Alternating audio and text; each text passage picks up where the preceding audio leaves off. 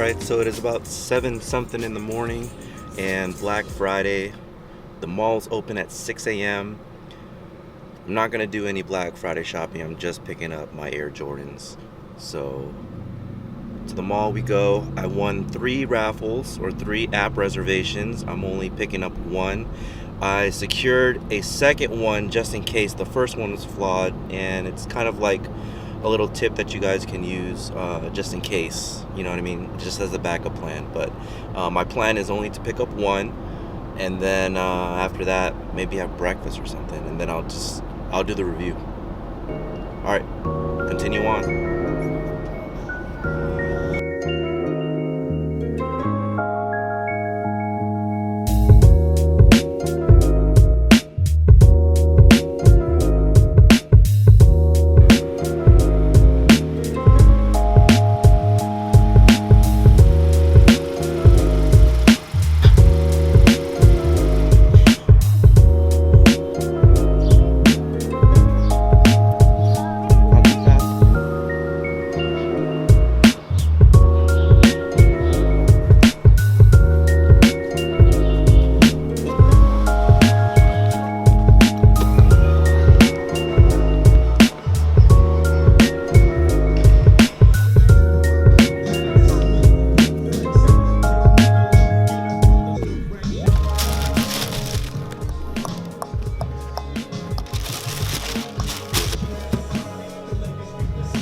What do you think about them? They're okay. They're okay. Is it the leather as well? I don't know. Like, I have the older True Blues, and I don't know. I'm gonna buy it. I'm getting it. Yeah. I like it. You like them? What do you like about them? Blue. You like the blue? How about you? You like them? You like the red?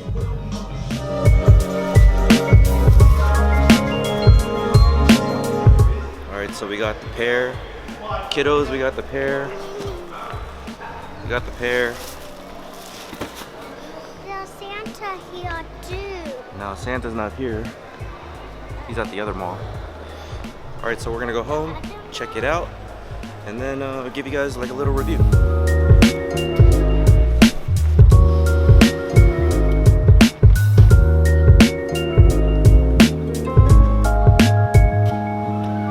Check out the line for Best Buy.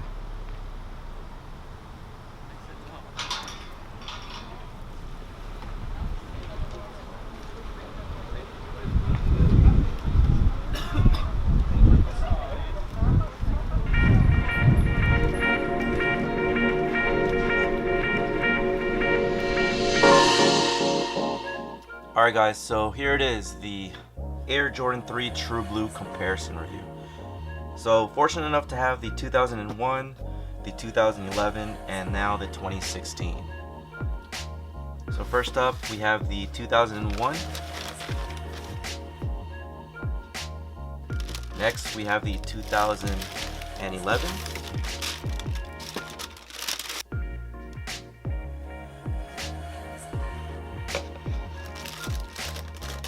Then we have the 2016.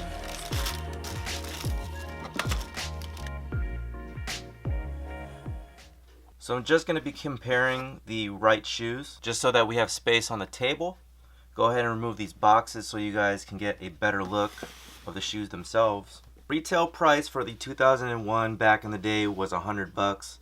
Retail price for the 2011 was $150, and in 2016 we have $220. Now, a lot of people may have a lot of opinions about the 3 shoes. I don't have the 2009 because it was an international release and I wasn't fortunate enough to grab that in my collection. So for comparative sakes, we only have the 3 models. So the 2016 is supposed to be a throwback to the 1988 Air Jordan 3. Alright, so the tongue liner is red. It is different as compared to its brothers with the blue lining. So the 88 did have the red lining on the back, although it was a little bit more subtle, whereas you don't see the red creeping up over the tongue, even though the 2011 and the 2001 did share that quality. One thing that was different with the 2016 is the shape of the collar overall. There's a decent amount of padding all within, The shape overall with the shoe, it is a little bit different. I do not own the 1988, so again, I'm still doing a comparison between the 2001 and the 2011. But from what I saw from pictures, the 2016 is definitely not the same, and here's why. The red liner, the color of the elephant print, the height of the elephant print, and the shape overall. We did have Nike on the bottom of the soles, and that's something that was true to the old school shoes. On the 2001, it does not have that. It has Jordan on the bottom. And you'll see how the script of the Jordan is. It's actually colored in red. Whereas on the 2011, the Jordan is outlined in red. So you'll see that's another key difference with the 2011. Another key difference as well is the perforations. So on the shoe itself, you have heavy perforations on the tongue of the 2001. So on the 2001, you do see that the perforations are lined all on the inside of the tongue, or on the outside of the tongue, sorry. It also extends past toward the elephant print. So if you see that up in camera, you can see that there are dots lined in there. Although it doesn't have that breathability as, say, like a mesh would. And then you head over to the 2011, the perforations aren't as deep. It's a little subtle. And that continues on with the 2016, although the holes in there of the tongue actually show much pointier, like you can actually see the holes in there. So as far as breathability is concerned, I'm still going to probably give it to the 2001 because of the holes being a little bit bigger. But coming down on the toe, you guys are going to notice that things are a little bit different. The shape overall with the 2001 is really nice. It's got that nice slant onto it. The elephant print is nice. The 2011, things start changing a bit. We get a much rounder rand here on the elephant print. And that continues on going into the 2016. Now the elephant print color is different on all three pairs. So with the 2016, it does seem like they are trying to get back to the 1988, although it's still not the same. So 1988 had actually darker elephant print, and I want to assume that the elephant print was a little bit more debossed, a little more spread out. On the 2011, you got a much darker print, a little bit more debossed.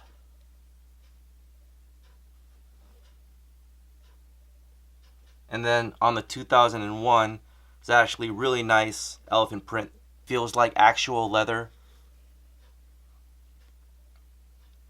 And a little bit more subtle than the other two. Now sticking with the tongue, we have on the 2001 a nice leather where you can see all the creases, all the good stuff coming into play. It's not heavily glossed. Real nice. The Jumpman does have a butt crack, so you will see that on the 2001. On the 2011, they actually downgraded, I feel like. The leather just feels really cheap. You don't see those creases into the leather. Poor quality right there. Has the ass crack on the Jumpman as it did on the 2001. And they gave the tongue this high gloss quality, and it just feels really cheap. Not good at all. That's one thing that really bothered me about the 2011. And then coming up onto the 2016, it's kind of in between the 2001 and the 2011. It is actually better. I like it. You can see all the nice creasing in there. And leather is supposed to naturally crease. So there is the Jumpman. Again, very nicely stitched. I love how the Jumpmans are these days. Then leather quality overall, I think I'm still going to give it to the 2001. It doesn't have a high gloss finish or anything like that. No coating on it whatsoever really. And it just creases really nicely. So you have the nice tumble leather along with the smooth leather just above the elephant print going all the way around. The 2011 has that coating on there. Has a heavy tumble as well. It creases. Still nice, but I still felt like this shoe was a little bit more stiff. So a lot of these shoes you really have to break in with this type of material. Whereas on the 2016, you do get a slight tumble with the shoe, nice creasing, but it's not that natural leather that you see on the 2001. So I would still give the leather quality to the 2001. And so coming into the collar of the shoe, I wanted to give a comparison of those. So this right here is a black cement 3 from 1994. You will see that the collar here is a little bit more spaced out. It's got enough room in there for you to stick like your whole leg through. Whereas on the 2001, the 2011, and the 2016 all have different type of collars here. So with the 2001, still very decent. I like the padding in here. The point of the Achilles heel is not as high. When you threw this shoe in your foot, it actually felt really nice. The 2011 here has a little bit more of the lines coming up and down here. It's not as padded as it is on the 2001 or the 2016. You do get a little bit more of a point back here at the Achilles. Here's the difference between the 2011 and the 2001. Now the 2016, heavily padded here at the back. I actually tried this on, and I'm not complaining about the back. The back feels really nice. You got a little bit more of a point here. Overall, really nicely padded. But again, I know this is the 94, but I would love to see Jordan Brand actually go back to the shapes of what we had here and it had experienced. So I'm pretty sure that the 1988 had a nice collar like that, where it was wide, you can stick your foot in, and all that good stuff. So one other thing I wanted to point out was the shape of the shoe when it comes to the tongue here, and this actual midfoot area of the shoe. So with the 2001, you got a nice space here, which actually made the shoe a little bit more comfortable, true to size, not narrow at all. So if I actually took a ruler here, I'll go down here at the vamp. I got about 1.25 inches at the bottom, and then coming up to the top, I got about 1.75 inches.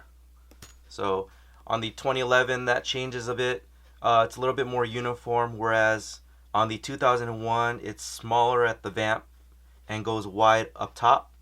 So with the 2011, we have about 1.5 inches here at the vamp, and coming up to the tongue here, we have about 1.5 inches as well. So the 2011 is a little bit more uniform here, still true to size, still fit really well. Now things got different here on the 2016, which I'm not exactly sure why that changed. It could be perhaps that the 1988 was of this shape, but they did use a different last with the 2016. So when I come down here at the vamp, we have about 1.25 inches, same thing as it was on the 2001. Coming up to the top of the shoe here, we have about 1.5 inches. So you'll see a significant difference here. And this shoe actually, and I'm not sure if that has to actually do with the padding itself, but when I put this shoe on, the 2016, I had a little bit more of a snug fit up here at the forefoot. So it actually felt like sizing changed on this, and this feels more of like a 9. I'm a true size 10. This fit a lot more like a 9.5 than it did a size 10. I can fit these two right, perfect. These are true to size, very good. But the sizing on the 2016, if you're a wide footer, you definitely want to go a half size up. So that was one little downfall I had with the 2016. I'll probably go back to the store later on and see if they have a 10.5 after all the reservations are picked up or they're not picked up. And I'll see if they have a 10.5 and I can easily swap it out because the size 10 is really tight. Alright, and finally, to the back of the shoe, everyone's favorite thing. Nike Air on the back of the 2016, I love it. I'm glad it returned. I don't like the price that we had to pay for it. Again, the 2001 was $100 back in the day. The 2011, $150, and then from $150 to $220, it's pretty hefty. It's a pretty big steep of a price. I'm not sure if that's the licensing fee that Jordan Brand has to pay to Nike in order to have this branding on the bottom or on the back, but it is what it is. So with the 2001, you do see that there is heavy cracking on the back tab. This is something that I'm gonna eventually replace, so it's really not a big deal to me. 2011 Jumpman Air and the 2016 Nike Air. What exactly is remastered when we're talking about the look of the shoe? I mean, does that also encapsulate the leathers, the quality of the shoe, craftsmanship overall?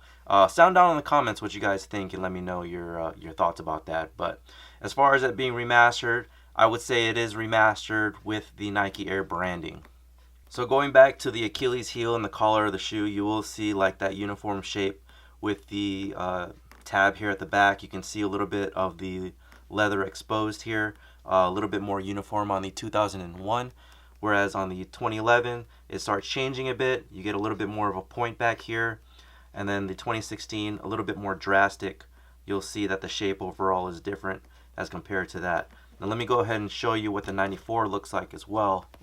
The 94, you'll see that nice uniform shape at the back collar here. There's no extreme point at the top. Fit overall is extremely well, and you can even see that from the top down. You can see that the collar shapes are different. Insole of the shoe, you have the 2001 with a blue liner with a blue Jumpman. 2011 blue liner, white Jumpman. 2016 sticker sizing in there, although it is a red liner with white Nike Air. The inside tag is located on the side of the shoe. It's no longer on the back of the tongue. So on my tag specifically, we have 6/8/2016 to 8/8/2016. Now let me get back to the toes for a little bit. I am noticing that a lot of people are pointing out widow's peaks, and I'm not sure why that even became the case overall. A lot of people would like to point out widow's peaks because if you had a deep widow's peak on a shoe, they were fake. So on the 2001, I just want to show you guys, this is a legit pair, okay?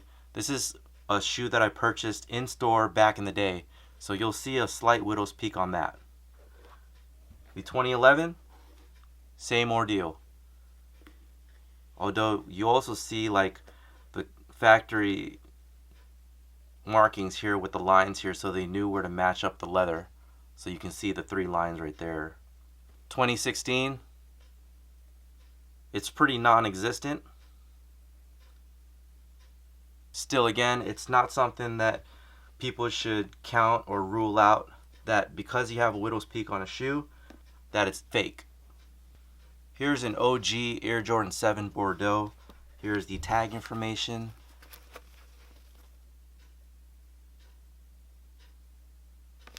And you'll see that shoes back in the day here had widow's peaks. So this is not something that's new, guys. And this is not something that you should also point out that a shoe is fake because it has this. Soles of the shoes. So 2001, 2011 in the middle, and the 2016. So the 2016 has a darker color to it. Kind of like something, whereas if you wear it out, it gets like that yellowing, that natural yellowing. I'm not sure how I actually feel about that. I'm not sure if the 88 actually had that type of color. But this is something that looks like it was like worn out after a few years and it was oxidized. You got Nike on the bottom. You got Jordan in the outline of the 2011. It's kind of got like that tech gray, transformer-like gray onto it. 2001, nice shade of gray. Jordan is all in red. And those are the outsoles of your True Blue 3s. Alright, so as far as craftsmanship issues are concerned, I did notice that I did have like a few glue marks, paint marks of the likes on the shoe. So when we come to the bubble, you can actually see like a little bit of like the paint in there splattered on. And then there's like a line here on the midsole, and I got a few like bubbles on the midsole. So the bubbles remind me like it's like it's like a porous midsole. So this is still a polyurethane midsole. It almost feels like if you messed up on a shoe and you heavily like scrubbed it off with acetone. That's the type of hole that you get, or the type of holes that you will see on a midsole. So it's just not something that's really good quality there. Another flaw here with the Craftsmanship, you know, you got like a little bit of glue sticking out of the shoe. Now this is still the right shoe. I do have like a finger mark right here or something of the sorts with I don't know if that's glue or paint or what, but it's probably glue because it feels a little bit rough. But it's something that, you know, the factory needs to take into account whenever they do these quality control checks, that none of that is going to be on there when a consumer picks up their shoes.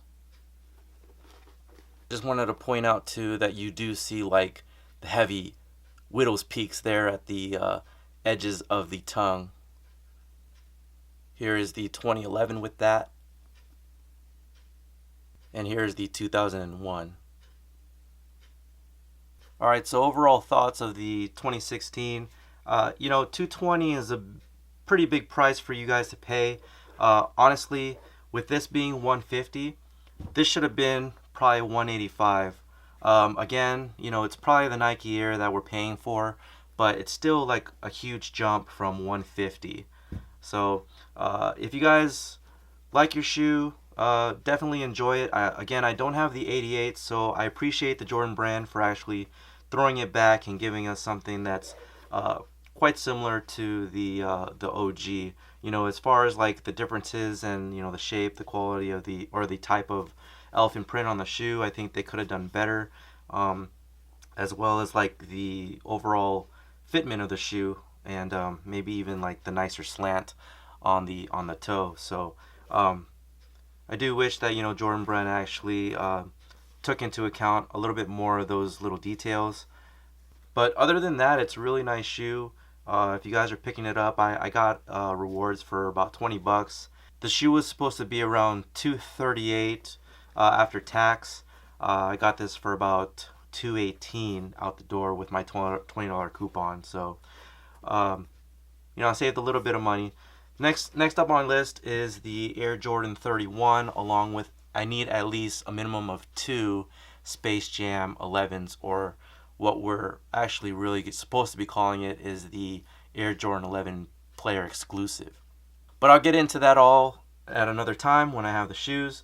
Again, it's MJO23Dan. Thanks you guys for watching. Thank you guys for your support. If you guys like the content, please subscribe to the channel. Hit me with a big thumbs up. Drop a comment if you want to, and I'll talk to you guys later. Take care.